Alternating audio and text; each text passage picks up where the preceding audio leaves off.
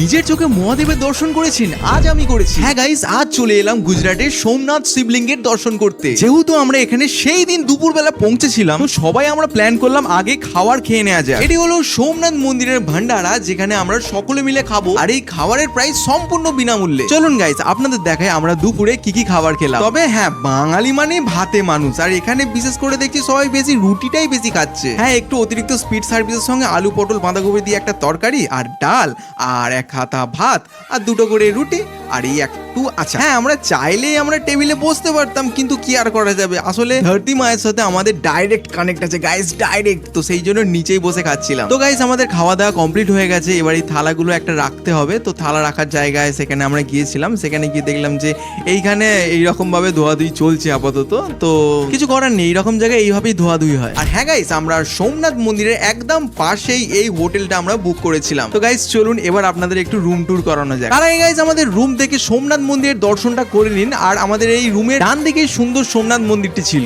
একদিনের রুম ভাড়া কত? 1800 টাকা। আমরা অনেক রিকোয়েস্ট করে বলে কয়ে একদিন রুম ভাড়া 1800 টাকা, দুদিনে 3600 টাকা হয় একটা রুম। সেইটা আমরা বলে কয়ে 4500 টাকা করেছি। দুটো রুম দুদিন থাকবো। আমি কমাতো না, এই রুমের মালকিনকে আমি দিদি পাতিয়ে নিলাম, কোলাকুলি একটু করে নিলাম, হাত মেলালাম, দিদি খুব খুশি। এরকম ভাবে হাত মেলালাম, খুব খুশি। তাই আমাকে ছোট বোন ভেবে ছেড়ে দিয়েছে।